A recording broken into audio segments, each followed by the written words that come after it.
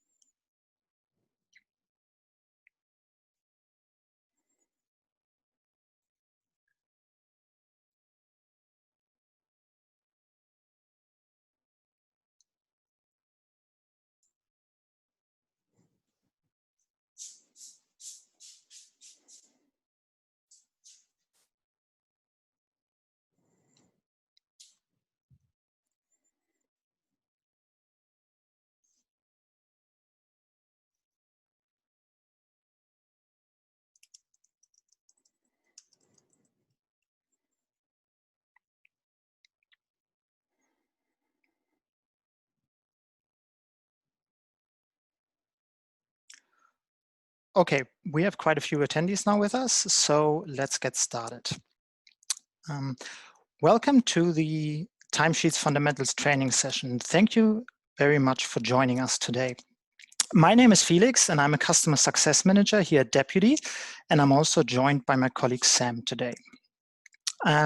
We're going to deep dive into all things timesheets today together, and we'll explore the fundamentals of timesheets, including some time-saving tips and tricks.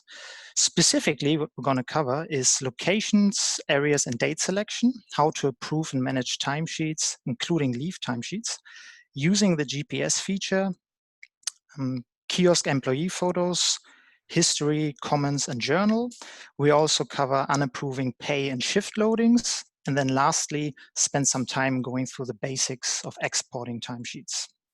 At the end of the training, we'll be running a Q&A session, but you can also ask your questions throughout the training. We want this session to be interactive, so please ask your questions using the Q&A panel at the bottom of the Zoom meeting. We will not respond to questions in the general chat, so please note that only questions in the Q&A section will be addressed. We'll try to get to as many questions as we can during the session, and we'll provide a follow-up FAQ afterwards, along with a recording of this whole webinar. At the end of our time today, we'll ask for you to please complete a short survey to tell us what training topics you would like to see in the future and any feedback for today's session. With that, I'm going to hand over to my colleague Sam to begin today's training. Hi everyone, welcome back to those who joined us for scheduling. Today we're going to be covering timesheets, and we'll do a general like everything timesheets basics, and then we'll dive into some of the specific features. But first, for those who didn't join us for the last session, I might just do a quick introduction to Deputy itself. We're a really conscientious like time and attendance platform that has really serviced the retail, hospitality, and healthcare quite well, but we've also branched out into things like security and heaps of other logistics as well. As you can see, we've got some of these top brands that we've worked with, but at the end of the day, we've worked with companies like small cafes of 3 people, all the way up into large companies like Bunnings, managing thousands of employees. But what is Deputy? Well, as you can see, we've got a short list here of things like scheduling, we've got timesheets, digital clock-in, communication platforms, we're a cloud-based system, and tons of integration opportunities, where it be your payroll platform, your point of sale, or HRM management systems. We've got it all sorted. But today, we're just going to take one of those pieces out and do a deep dive, which is timesheets. We'll go through the process of approving, managing, and everything that kind of Felix had covered earlier. So what I'm going to do is we've actually got something early prepared. So I'm actually going to jump out of this presentation. We're going to go into this account and we're going to do a deep dive, so it won't be too long.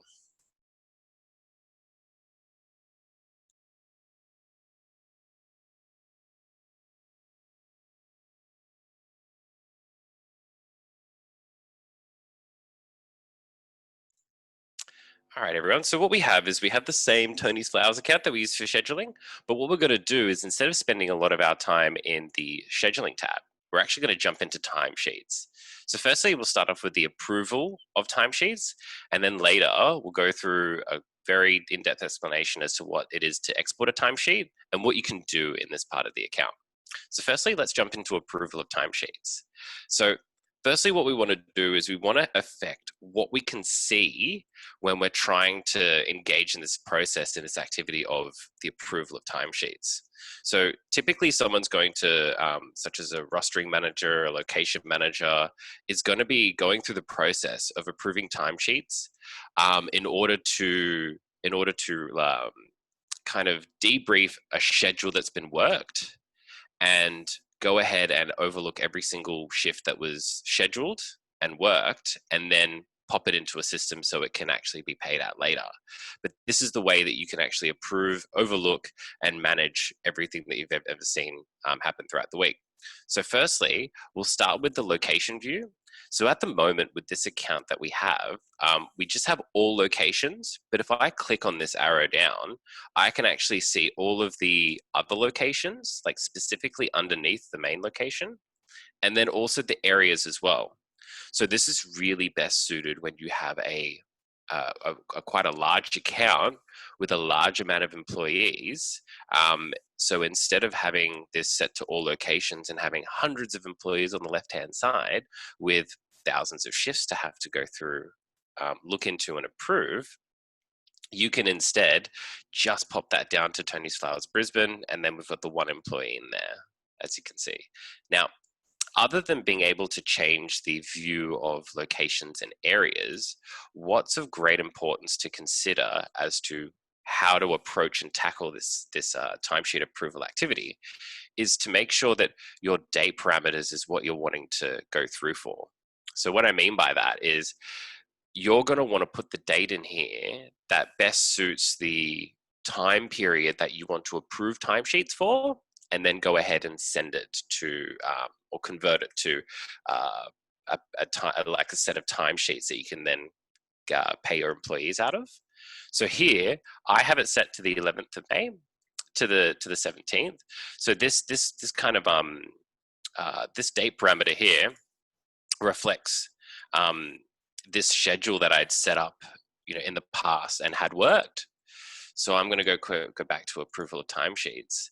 And as I can see, I've got a big list of employees here, and we're going to have a look in each and go through and find out what it means to look at a shift and go ahead and hit approve.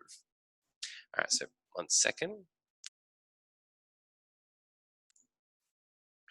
Okay, so what we've done is we've basically we've started to use some of the filters that we have on this part of the account that really helps us narrow down the activity of approval of timesheets so it doesn't become too cumbersome.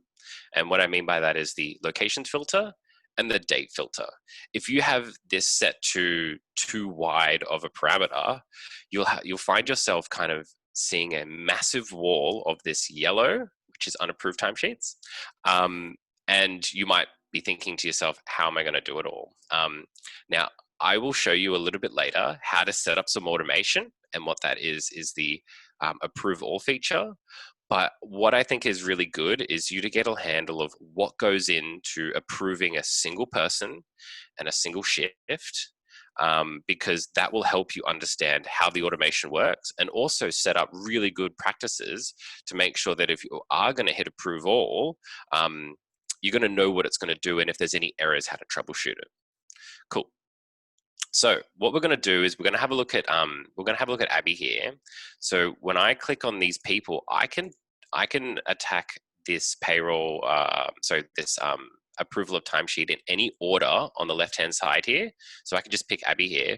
But what is paramount to know in this process is that if you're going to approve timesheets, you want to approve them in chronological order. Now, I'm going to go through like a few examples here of why it's important to do that. But the main reason why you want to approve timesheets in the date order that they happen is because if you do it backwards, so let's say if I approve Friday first, Friday might, this particular day and this shift might actually be eligible for overtime based on the award that we've picked. And if I don't choose the days that have that Abby's worked earlier in the week, then it won't know that Friday actually needs to calculate overtime. So also what we'll do is we'll have a look at Anne as well. So we've got these submitted timesheets here. If I go ahead and hit approve for the earlier days and it gets to a weekly overtime or a daily overtime amount, it's going to calculate it correctly. If it's going to calculate weekly overtime correctly, if I've done it in the correct order of the dates of the chronology. However, if I choose Sunday, then what it would do, it would just calculate a line item for the pay to be ordinary. And if I then go back and then approve the previous timesheets, it's actually not going to change automatically Sunday to have the overtime because it's already an approved timesheet. So I'll have to unapprove and reapprove it. So what's a really good best practice to do is when it comes to, again, the people, you don't have to do them in any particular order. However, the timesheets themselves, you need to approve them specifically in the order of the dates in chronology. So chronological order is a very important practice to get used to here.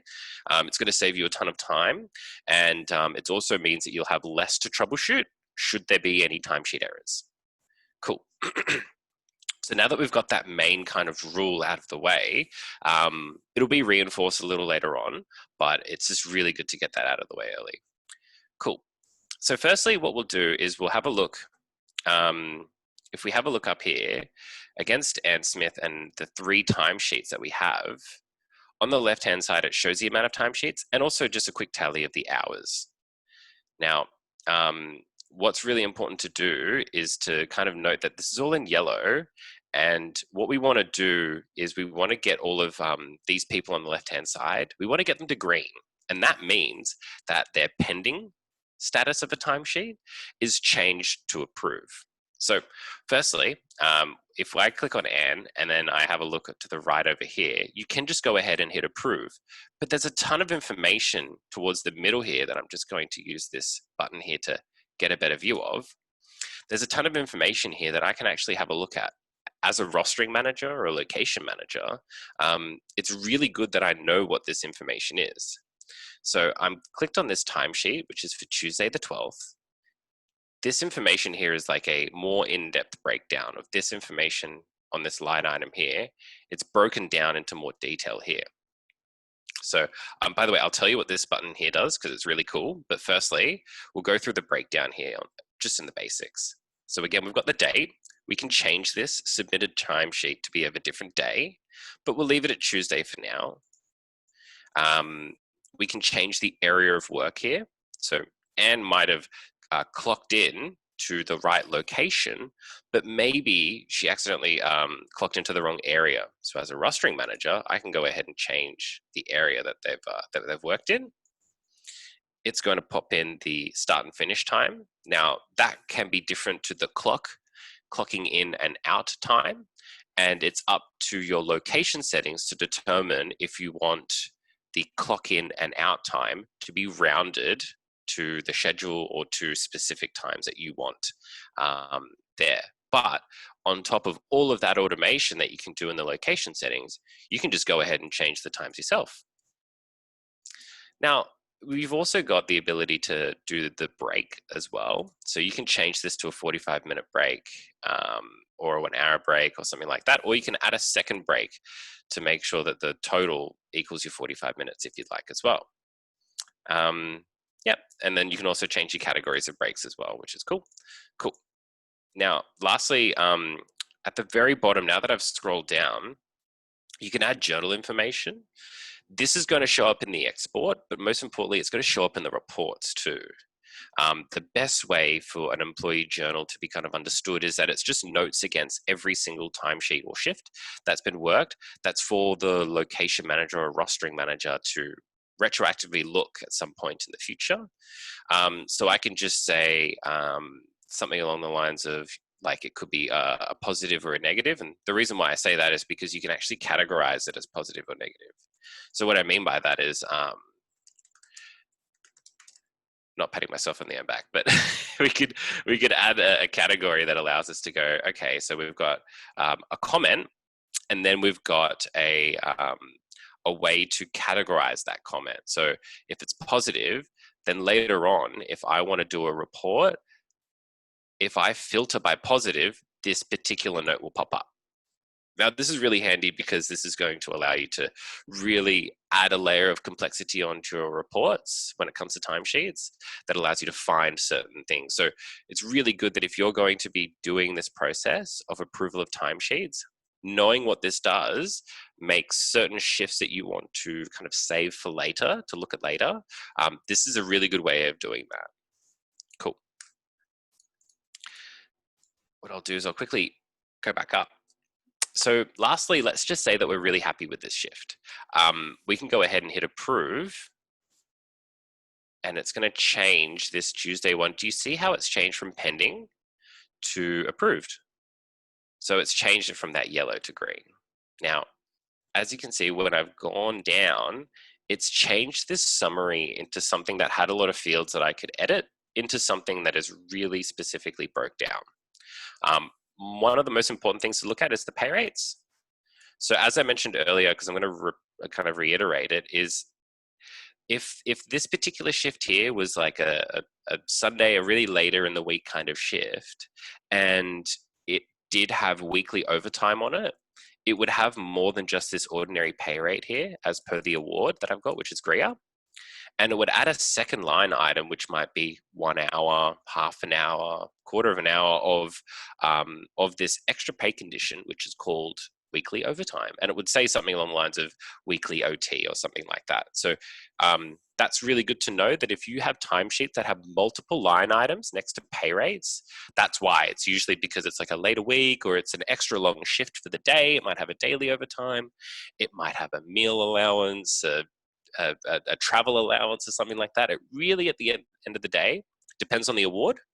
But usually, if for any people out there who are using hourly rates, it typically won't have specific breakdowns and dates and stuff like that. It'll just have the hours, and it'll just be a line item breakdown of the hours essentially, and the pay rates themselves. Cool. So what I'll do is I'll quickly unapprove this.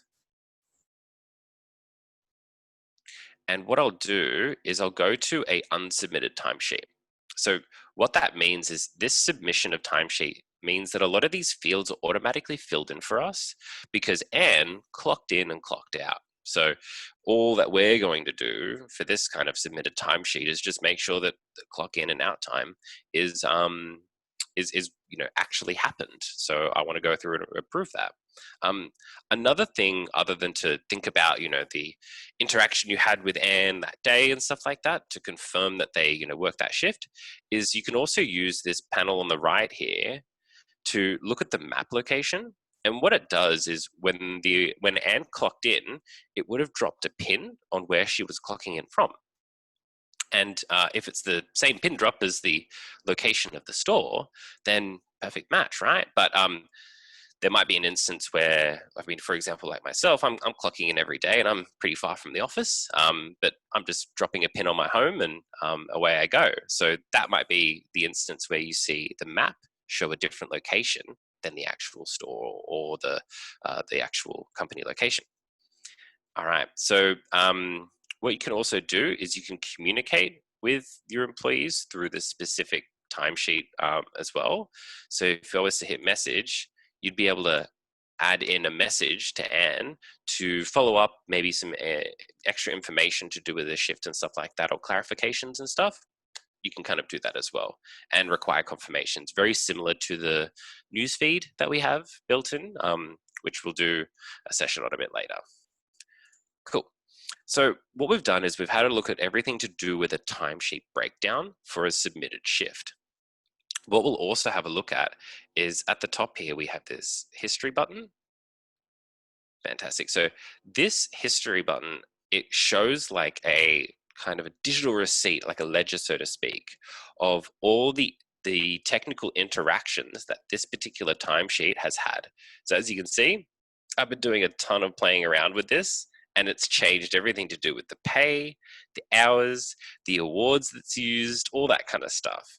And what this means is if there's any kind of uncertainty around uh, basically um, the integrity of the data when it comes to the submission of the timesheet, or if it's been worked and all that kind of stuff, you can have a look at all of the information that goes into creating a timesheet. So if there's any disputes and things like that, you can really just use this history function to clarify any of that. And the very last tab we have here is just general comments. It's not like the journal. It's just purely comments for anyone using the timesheets functionality to make some notes for themselves and submit a comment against that shift. The journal is more for reflection of the shift itself, like things that happen during the shift. This could just be very specific timesheet comments in regards to the payroll system that it's going to, or something like that. Okay, now what we're doing now is we're going to put ourselves in a situation where instead of having a submitted timesheet, so having someone like Anne who's submitting timesheets to us and we're just double checking it and approving it, we'll have a look at some timesheets where they're unsubmitted. As you can see, I've been super slack. I haven't been submitting timesheets. What's been happening with these unsubmitted timesheets is it's deducing that because I've been putting myself in the schedule, that it's automatically opening and closing an ambiguous timesheet for my rostering manager to have a look at and clarify. So as you can see, because I have not been clocking in and not been clocking out of these shifts, this unsubmitted timesheet puts a placeholder timesheet for me to double check. Or for my manager to double check. So what that would do is this placeholder would be for a manager to double check the date. So if indeed I came into work in management on the 17th, well, pardon me, I'm not engaging in best practices. I need to go to the first in chronology. So if I'm going to that particular day and clicking on the date, so it's indeed the 11th, you can go through this manual process. And it can kind of take a little bit of time, but it's really important to know what goes into it in case you do need to make some adjustments that are different to the schedule. But if it is indeed the schedule that you want to be the source of truth, you can actually click on this massively awesome time saver function, which is import schedule details. And if I click on this, voila, everything that I put in the schedule is just pasted into the timesheet ready to approve. Now, it's a really good way to actually start by using this because you can use this and then make the adjustments that you need to. So if I came in a little late but finished a little late, easy peasy. It'll start quoting me some of the differences between the schedule and what I'm actually putting in, but it's really good alerts to have. So if I just go ahead and hit approve, it's now changed that one to green. We're good to go. Now, when you have these little icons like this triangle with the exclamation mark, this warning here is, again, it's kind of reiterating that orange highlight that I had before, which is showing, hey, this alert here is letting me know that what I have as a timesheet is ever so slightly different to the schedule. So it's really good for a rostering manager to put their eyes across it and make sure that they're doing the right thing, because it can be very easy to engage in some human error in that part, or even some automation error that requires a human to make sure that everything's happening correctly. Cool. What I might do is I might quickly go back to a set of timesheets and show you exactly how to automate some of this. So if we look at Anne's timesheets, we can actually hit this approve all function. And what's really good to note is that this approve all function is actually thinking about a lot of things. So everything that I basically talked about up until this training session right now is something that was very, very quickly checked by Deputy when I hit that approval function. So what it did is it actually automatically approved Tuesday, then Saturday, then Sunday, the chronology in order. And then it also checked everything in the background to do with the awards library. So it checked that there wasn't a specific, that there was enough time between the shifts and it didn't have to apply an overtime or an allowance on it. It checked the weekly and daily overtime. It checks to make sure that your employees are getting paid the right amount. And so with all of that thinking, those 3 shifts, after a few seconds of thinking, was automatically approved when I hit approve all. But what I want everyone to understand is that if you have someone like, for example, my one with 7 timesheets, and I import all the schedule details and hit approve all, please note that that's going to take like a considerably extra long amount of time than it was for Anne's just 3 timesheets. And if you have a whole week, or even if you're working on a fortnightly basis, that's actually going to take an extra long amount of time. So whenever you do some automation features, kind of like when we did the schedule and we did the automatic creation of timesheets, of the schedule and roster, that can take a few minutes. So I recommend that if you're going to approve all, like if you're going to do a few hundred timesheets, hit that approve all button, maybe go make yourself a coffee or something like that, because it's going to spend a little bit of time thinking, but for good reason, because it's checking so many complicated parts of the Australian awards to make sure that your people are getting paid right. Cool. So what I've shown you is the approval function, which is a huge, huge time saver, especially when you've got a lot of timesheets like this one here.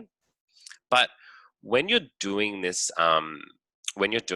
process of approving timesheets, there might be some instances where there's a timesheet missing. So not only did the person not clock in and not clock out, there might be an instance where there's that they actually forgot to put in the schedule too. So you've got someone like, let's say, Anne, and she said, that's great, Sunday, Saturday, Tuesday, that's sweet. However, I'm pretty sure that I worked Wednesday as well. So what you can do is, instead of having to go to the schedule and then retroactively add a shift and then try and get that working, it's not the best practice because it's really hard. It's actually impossible to add shifts in the past. It's all about thinking in the future. This is about thinking in the past. So if I was to hit add timesheet, this is going to be the best way to do it. So I add the employee, add timesheet. I choose the employee. I'm going to choose that Wednesday that we talked about, which was the 13th. And I go ahead and hit add timesheet. So this is where I add all those other pieces of information. So you can choose sales, you can choose the start time. You can pop in a meal break.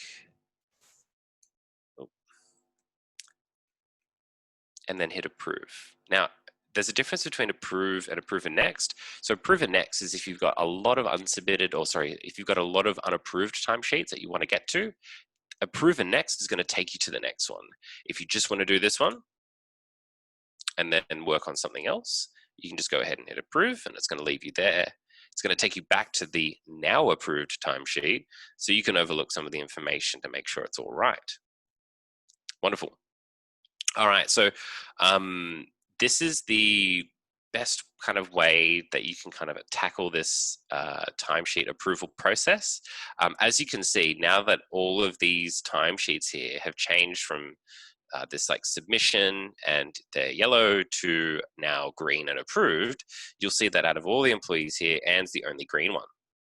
It's giving me a quick breakdown of the shifts that, of the amount of timesheets that have been contributing to this total amount of hours here. Before I jump into the next section, which is the timesheet exports functionality, I quickly want to show you that the ways that you can order the information is beyond just locations and dates. You can use the search functionality if you only want to show people of a certain day or area or something like that. And also, you can change the order of the information too. So if you want to change the date, like the order of the date that it shows you. So if you want to show the first chronologically at the top, and work your way down, and that's how you think, then sure, you can just make sure the arrow is pointing upwards, and then it's showing, the 11th and the 12th and the 13th. Or you can do it in the opposite if you want to work your way down and then up. And the same goes for all of the other fields that we have here on the timesheets as well. All right, cool. So what we're going to do is, now that we have we've got and specifically, or just some approved timesheets in general, we're going to go ahead and have a look and see what it means to export a timesheet. So it's really good to do it in that particular order. So you got approval of timesheets, and we're going to jump into the exports. So again, very similarly to the last section, we've got our location field parameter here, and then we've got the date as well. So usually this part of the export, this particular one here, you want to set this to basically the payment cycle of your payroll platform. So again, you can do the approval of timesheets in a daily, in a weekly, in a fortnightly, in a monthly way. But this particular export functionality, it's best practice to set this date field to your payroll cycle. So let's assume that this is our payroll cycle. We can do all locations as we did before, and as we can see, only the approved timesheets are showing on this list here. So these are the ones that we actually want to send off to a payroll platform, or we want to convert this to, we want to get this information to do with hours worked and our people and their pay out of Deputy into some other data form. So what we'll do is we've got our locations. We can select all, or we can just select one person.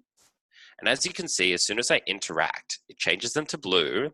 And then the middle of the screen has a very detailed breakdown of what we're trying to see here. So to quickly show you, it's basically giving you a really detailed ledger of the person that worked and what went into the numbers to do with their hours worked and their pay as well. There's a lot of other things that get included into those calculations. So if instead of having the view here, I'll show you this towards the end, but I want to show you what goes into it first. So this breakdown here is by employee. So this will just show Anne at the top, and then it will show the days, the area. This one here is the date. This one here is the area and location kind of abbreviation. And then, the area there, and then the shift itself. Now, if I click on this hyperlink here, which is the pay breakdown, it's going to show what went into the $140 in the 7 hours. So as we can see, it's the GRIA, that's the award, and this is the pay condition, which was just ordinary. If there was an instance where there was weekly overtime, that's where this kind of information would change from ordinary to weekly overtime, or daily overtime, or meal allowance, or something like that. All of the different litigious kind of pay conditions that make sure that an employee is getting paid fairly and correctly as per Fair Work. All that information is within our awards library, so the compliance is really amazing. But also it allows someone who's engaging in timesheet exports to have a look at the information before it gets sent out. So what's really cool is if I just go back to the original item, it's going to take me back. So if I wanted to have a detailed breakdown about how that information got to the export, you can see here that it's taken me to the specific timesheet. So I can, if I need to, I can unapprove it. I can message to clarify. You can work your way backwards in a very technically intuitive way to make sure that nothing gets missed, which is awesome. Cool. Let's go back to the export. I wanted to also show you that instead of having this grouping by employee, you can group it by pay rate. So if I click on that, you can have a look at what went into this. So as you can see, not only was it ordinary, so that's like your Monday to Friday, it also showed me the Saturday and Sunday rates too. And it's showing me the hours contributed to that amount.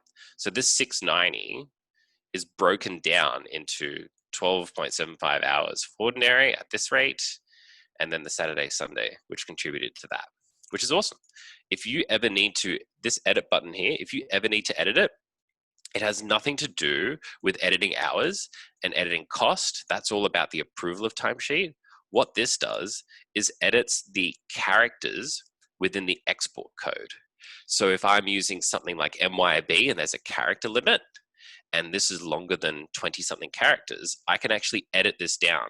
So for example, if I'm trying to get this working in MYB and it's simply too long, I can just get rid of this date because I don't need the date or something like that. And then there you go, I can hit save.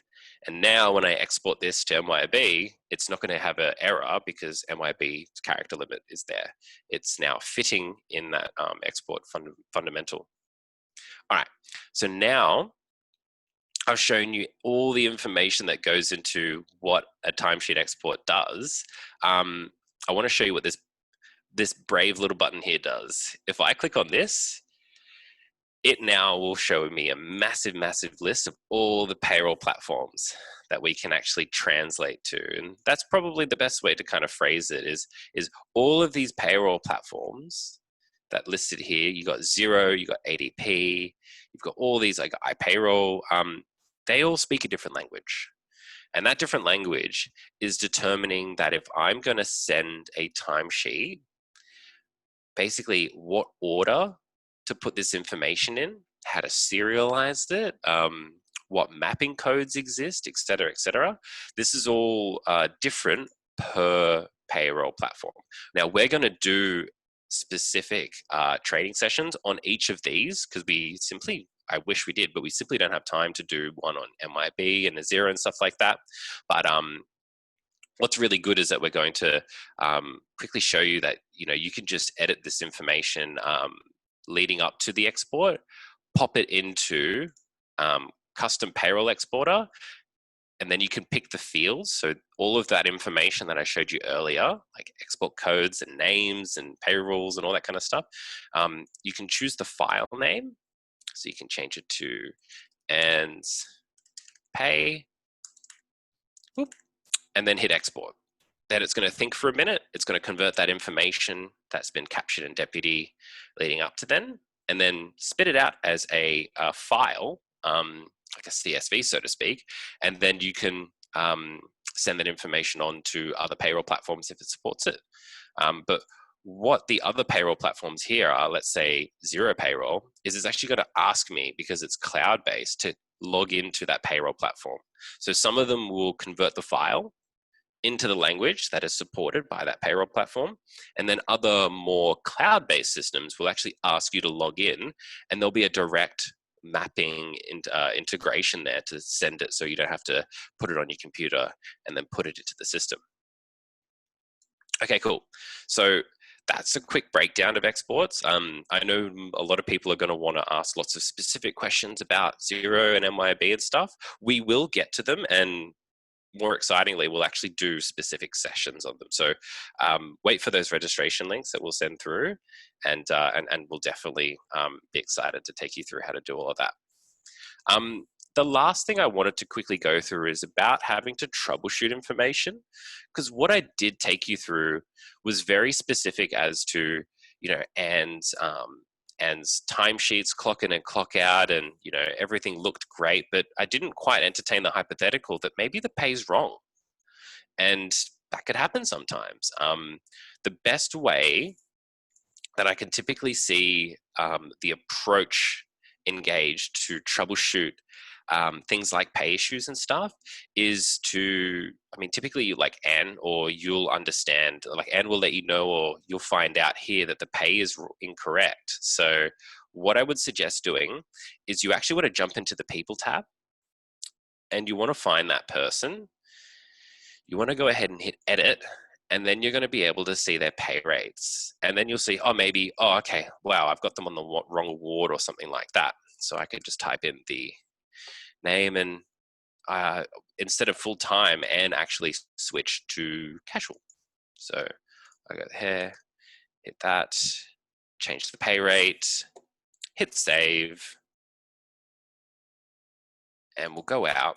Now, what's really important is that Anne already had approved timesheets, so you actually want to unapprove. Let's go back to that week.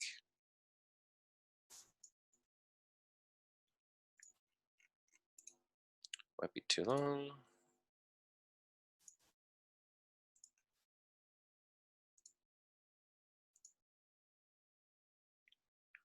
Okay. And we had some approved timesheets, but that's still going to show the full time, as you can see, FT. So we've changed the pay rate, but we actually need to unapprove and reapprove. Now, that's because approval of a timesheet really locks a lot of information in. So it's really, really important that we actually unapprove and reapprove anytime information changes. So for example, like now that I hit approve again, as you can see, it's changed it from full-time to casual. So it's really important. And that kind of resonates to troubleshooting a lot of other aspects. So for example, the training, the area that was worked and stuff like that. As you can see, now that the timesheet's approved, I can't change any of that information. So it's always a really good habit is if you ever need to change that information, you always need to like unlock that shift, unlock that timesheet, make your edits, whether it be in the timesheet like on this screen here, or in the people tab, or in locations, and then make the changes, hit save, and then reapprove the timesheet. But yeah, as long as you're kind of unlocking that timesheet first and making your adjustments, it's really good. Or you can make your adjustments, but then you want to unapprove and reapprove. As long as you're doing that, you're good to go.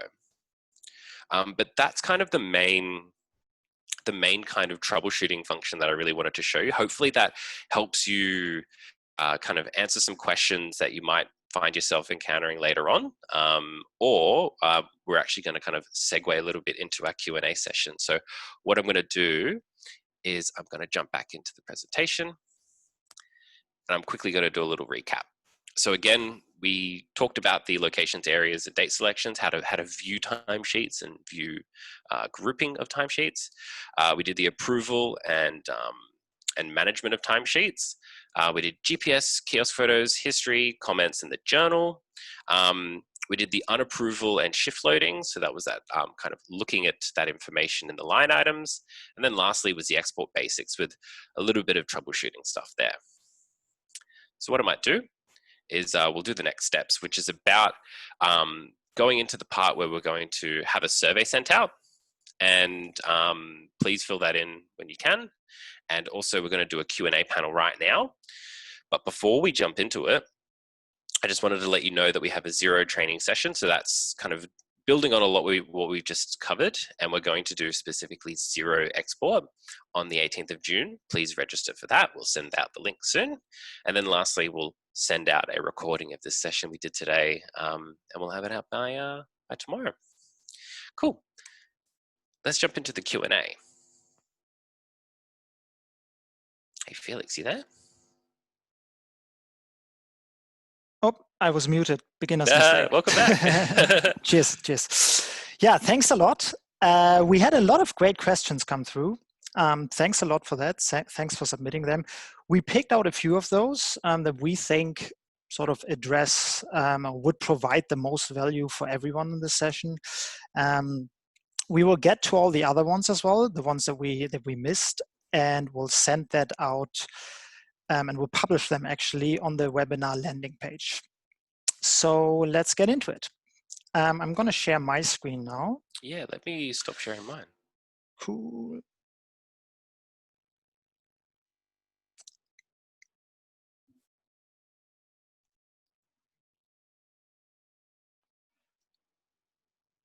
Perfect. Okay, so one of those questions is there any chance that a date parameter defaults to the actual week needing approval? It always defaults to random weeks. So when you're approving timesheets, it actually doesn't really default to random weeks. What it does is it will always default to the last week that you actually approved or that you actually had a look at. So if I looked at a week in, let's say, April, it would default back to that week in April because that was the last week that I looked at. Then we got a question in asking, what is the difference between the meal break and a second break? That's actually a great question. So as Sam mentioned, we have two types of breaks down here. And if you import the schedule details, or if a timesheet was submitted already with the details in it, you see both of those breaks here. The biggest difference between those is a meal break is unpaid and the second break is paid. And it will also get exported like that. So that's the biggest difference between those two. Then there was a question, why are there two buttons of approving the timesheets? We do have the approve button here and the approve and next button. They are very similar. The only difference is if I press approve here, it will actually stay on this timesheet that I just approved. And if I go to another one, for example, and use the other button, you'll see if I press this, it approves this timesheet and moves straight to the next. I guess a bit of a time-saving approach here. Then someone asked, how can I turn a timesheet into a leave timesheet? So if you have a staff member that called in sick, for example, 5 or 10 minutes into the shift, and the shift is actually, it was already in the schedule, and you couldn't put the leave in beforehand, and you would have to do that in the timesheet. One thing you can do, or what you would do in order for it to become a leave timesheet, it would actually look exactly like this, because in this case, my colleague Tony didn't show up to work because he was sick. So our system created an unsubmitted timesheet, exactly like here, and it will say, hey, there was a shift from 9 to 5 on Wednesday the 13th, but Tony didn't clock in or clock out. So we created an empty timesheet for you. And the easiest thing to do then is you just import the schedule details, and then where it says area of work, we just click in here, and at the bottom, we have all our available leave types, the paid ones and also the unpaid ones. The unpaid ones, it actually says unpaid in front of them.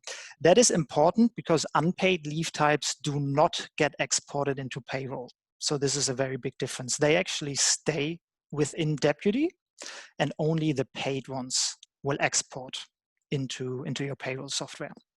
So if Tony, for example, was sick, we can turn this into a sick leave timesheet. And then when we press approve, you will see that it turns this into a sick leave timesheet. And while we're at that topic, there was another question that was sort of fairly similar. And that is, what happens if someone has to go home sick mid-shift? So someone is meant to work from 9 to 5, but let's say at midday, 12 o'clock, 1 o'clock, something like that, they actually have to go home sick. How do you deal with that in the timesheet section?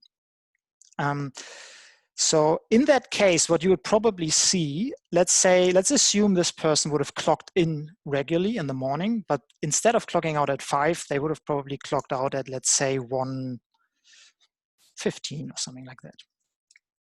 And they probably, let's say, they also didn't take a break yet. Make it a little more interesting. This is what you would see. So the timesheet would come up at the end of the day and it would say, hey, Tony went home at 1:15, but he actually supposed to work until 5 o'clock. What you do is you approve that timesheet because that actually represents the hours that he worked, right? He worked from 9 to 1:15. So we approve those. And then we add a manual timesheet just here next to the approve all section. Tony is already pre-chosen. Now we have to make sure we choose the right day. So it was the 12th. There we go.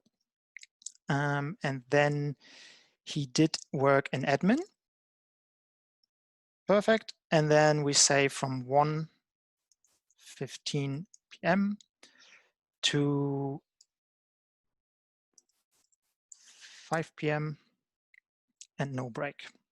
And then we turn this one, sorry, actually, I should have not chosen this because we turn this one then into a sick leave timesheet.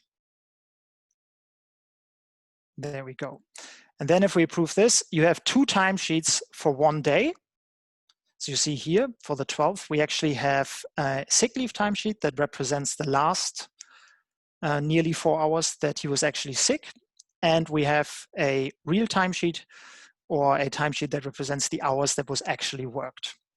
And this then gets also exported like that into payroll software. Cool.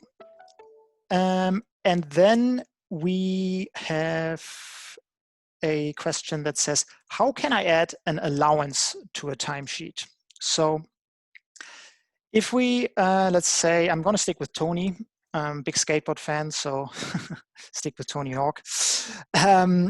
Let's take this one. So in this case, if we want to add an allowance to this timesheet that we see down here, and it's not an automated allowance in the award that would be already shown here at the bottom, we can just unapprove the pay, just over here. And then you see down here at the bottom where it says shift loadings, you can add shift loadings, allowances, and all that kind of stuff. So let's say Tony would get a vehicle allowance. And we say gets one of those for this particular timesheet. Then you press approve pay. And you see here, it gets added to the timesheet. Perfect. Then there was another question that was actually, it's not really in the timesheet section, but it actually plays into this. So, and Sam touched already on that as well, but I do want to emphasize on it again. How do you actually choose an award, and where can I find the award library in Deputy? So the award library itself is not in the timesheet section. You will actually have to go into the People tab, and you would have to choose the employee that you want to, add an award to. In this case, I'm going to choose Anne, because Anne has been our favorite today, right? So you press Edit Profile here at the top. And then if we go to Pay Rates, at the top here, where by default, if you set up Deputy, or if you just start Deputy, it would have the hourly rate in here. So it would look something like this. And you can just click on Pay Rate. And then if you scroll down here, you have our award library. They're all in there. Make sure when you choose an award that you always choose the latest one. So in this case, if you choose the GRIA award for a casual person, make sure it is the 1st of March 2020, because that is when it was updated the last time. So always make sure it is the latest version. And then I know Sam said that, but I also want to say this again. If you change someone's pay rates, especially if you do this midway through the pay cycle, make sure that after changing the pay rate, so if I would have now changed Anne's, in fact, we can actually do that. So if we go in here and we change it from $22 to $22.50, she gets a pay rise. There we go. So if we do that, make sure that you go back to the timesheet section where you approve the timesheets. You choose that person that we change the pay rates to, and make sure you unapprove all of her timesheets and then approve them again to make sure that it actually grabs this new pay rate. And that actually helps answers one of Charlotte's questions, which was if you approve all by accident, how do you disapprove or unapprove all? So there it is, Charlotte. There's that little arrow that I forgot to show you earlier. If you click on that, it's going to show you a drop down where you can unapprove all in the same way that you can approve all. Sorry to interrupt, Felix. Perfect. No, that's all good. That's all good. Legend. That's all good. Cool. Then we have, let's have a quick look. So can you enter a custom award? Very good question as well. So it kind of depends what you mean with that. We actually, the award library is set up by us, by our team. If there is an award that is not in our award library that your employees work under, please reach out to our support, and they will check in if this is in the works. We have a lot of awards that are getting built into the system, but it is a fairly slow process as we have to go through checking this with Fair Work Australia constantly. if you want to build a custom award from scratch, that is something you actually can't do. What you can do is, and I'm actually going to show this as well, should have emphasized on it. So if we go to N again, you can actually decide the pay rate for the base hourly pay rate, the ordinary pay rate. So if I would say, let's say N gets another raise from $22 to $24, you will see how all the multipliers down here automatically update. So if the question was regarding this, if you can actually manually, change those, that is not the case. And it could also probably be legally a little bit difficult if you put something in here that would be not correct. So all you need to do is choose the award up here, and then you can put this rate in manually, and everything else will be filled out automatically by our system. Cool. And then Sam, do you have another question by any chance? I have I've actually encountered this when I even first joined Deputy. If you can go to timesheets for me, Felix. Sure. A lot of people ask, like, what is the scenario of like pre-approved timesheets or automatically approved timesheets? So the only time that you'll ever see a timesheet automatically approved, Felix, could you just go to a week that's like blank, like in the future? Sure. Because typically doing timesheets is a retroactive thing. You're thinking about the past and you're approving timesheets that happened. But the only time that you're ever going to see timesheets in here for the future is approved leave. So if I've got like a trip coming up and I popped in some leave for a week, those timesheets, as soon as the leave that I submitted is approved, it will populate in this section here. That's the only time that you're really going to see timesheets for the future that are already approved. Correct. Which also means you can't approve future timesheets. So if, just in case this question comes up, you cannot approve a timesheet for, let's say, next week or something like that. Those are only leave timesheets that are in here automatically already. Cool. Also, Mary totally put us on call here. We did the wrong thing. When we did Tony's timesheets earlier where he went home early, we forgot to put the break in. So thanks for calling us out there, Mary. Is that right? Yeah, because she said, wouldn't you be paying an extra half hour, extra half an hour as you didn't have any meal break? Yes, that's a very good point. Very good point. Good eye. I totally missed it. Again, beginner's mistake. Yes, you're right. So in this case, I did that mistake. So you would have to, let's say, have the meal break in here in the actual timesheet that he actually, if he took the break, right? If he didn't take the break, you can also put it in the sick leave. But let's say if he took the break, make sure that it is in that timesheet, and then if you prove it again, you will see it up here. Very good call out, Mary. Thanks a lot. Awesome. Cool. And I think something in general, touching on the future timesheet topic, something that comes up with customers when we talk to them, is if you ever have anything that changes during a shift or that you want to change afterwards, make sure you do those changes in the timesheet section, what we talked about today, not in the schedule.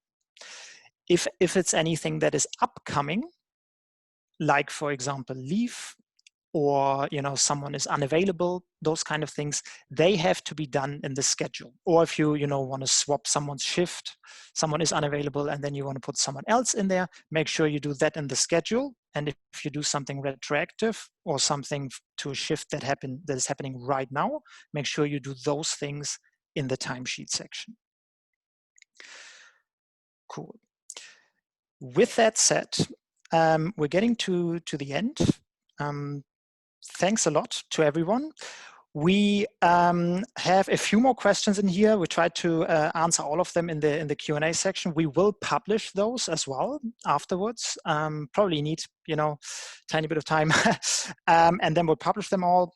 And then we're going to have another webinar in, I believe it's 3 weeks, about the zero integration. And yeah, feel free to give us some feedback on this. Thanks a lot. Thanks as well to my colleague Sam.